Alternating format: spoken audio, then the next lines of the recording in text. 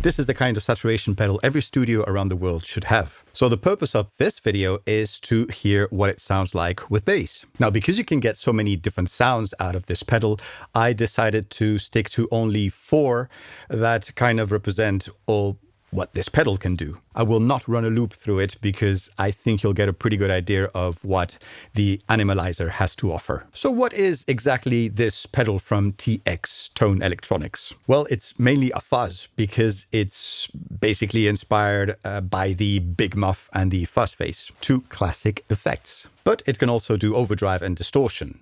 Skeptic? Well, watch the video and let me know if you are still skeptic by the end of it.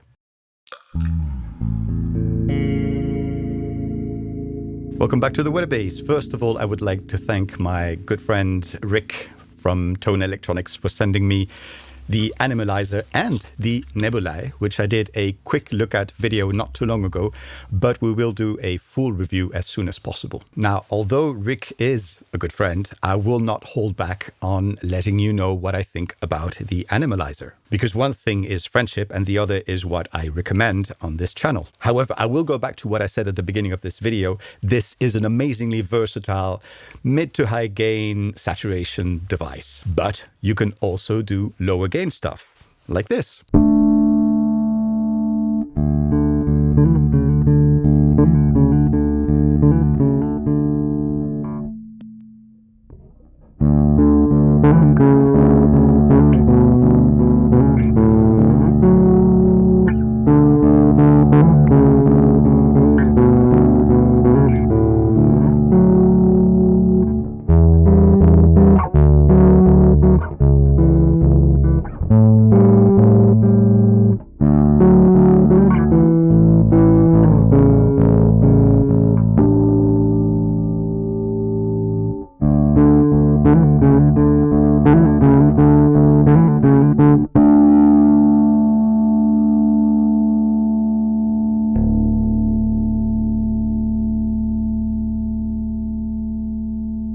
So it does lose a bit of clarity when switching it on compared to the original dry signal. But I found out that with the stage 1 set to silicon and the stage 2 set to open, the regularity of the saturation is extremely enjoyable to play with. I just wish I had a blend knob for adding a little bit of that dry signal clarity. But there are already 9 controls in this pedal, so perhaps it would be better to plug it to a looper pedal, like this one, for example, or split the signal between wet and dry signals and send them both to a mixing console in studio, for example. So 9 controls. How are they organized? The signal flow provided by Rick on his website that I have linked in the description box of this video is divided in 4 sections.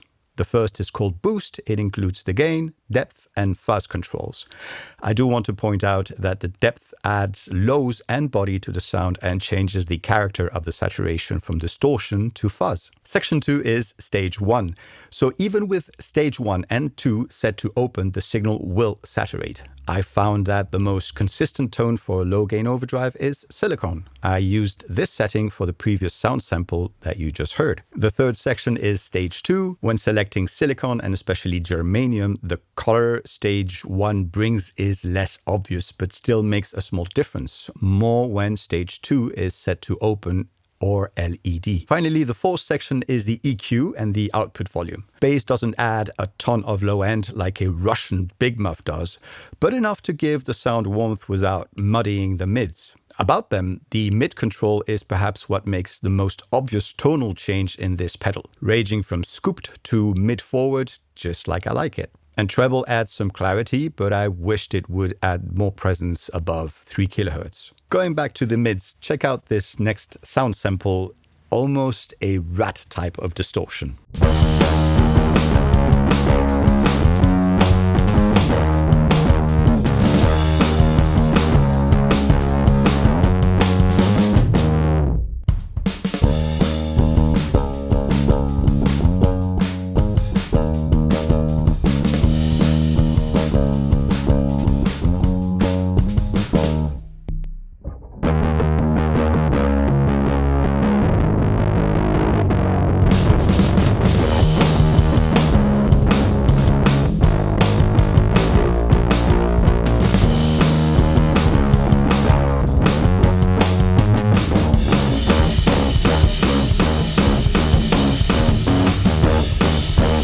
sound here reminds me a lot of the LED setting on the Commodore Rat Bass. This again proves the versatility of the Animalizzer. Now, I said that I would not go easy on this pedal, even if Rick is a really good friend of mine. There are some drawbacks using this kind of effect. Mainly its complexity. It does take time to understand and use this pedal properly. But once you do, it's a beast. I guess that's why Rick called it the Animalizzer. However, I wish I could use it on my main pedal board, but it switches the phase of the signal. And because of how the signal flows on my main pedal board, it will make it complicated to incorporate it. I use 2 parallel signals, and all the pedals that I've selected do not inverse the phase. And it's a shame because you heard how it sounds like, and you can really recreate any big muff, distortion, fuzz type of sound that you might have in your head. Perhaps you'll get what I'm talking about once I start comparing it to other big muffs I have later on this year, hopefully soon. Again, as I already mentioned, I wish it had a blend function. For us bass players, it's almost a must when using high gain saturation effects such as this one. Because of all the transients, low end attack, clarity stuff that makes a bass guitar sound like a bass guitar. And we don't want to lose that. Yeah, you can use a blend pedal. So what else can I say? It comes in orange like this one, in black or in white. Also, build quality and knowing how Rick works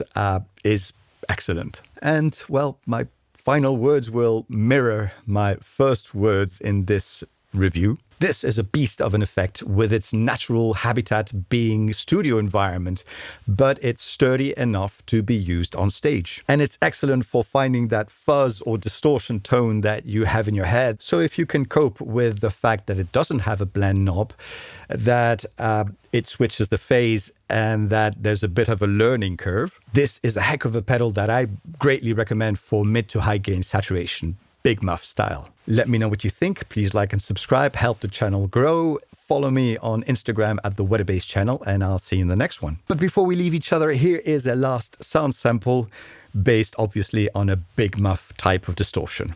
Bye-bye.